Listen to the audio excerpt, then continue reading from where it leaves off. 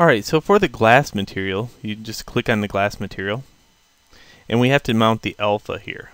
Okay, the problem is the opacity is grayed out. So what we need is the properties window.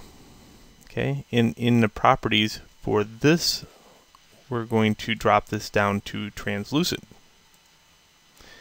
Also, what helps is two-sided. Alright, and I think that's about it. There's a couple other things, but for right now, those are the topmost things we have to worry about.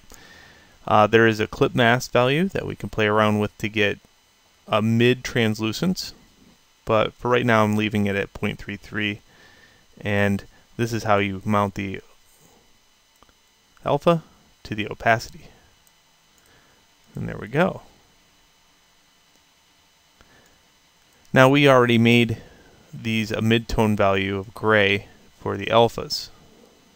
We did that when we made the windows.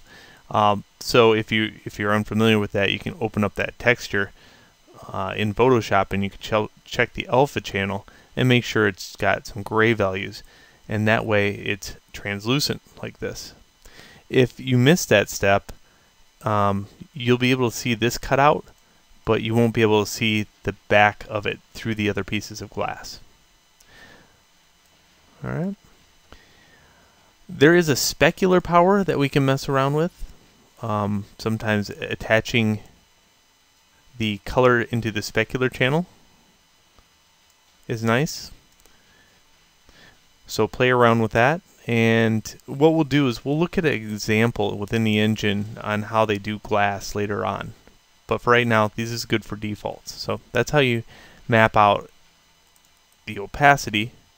I'm going to break this link, handle that later, and then I want you to continue on changing your other glass pieces. Then meet me back in the next video.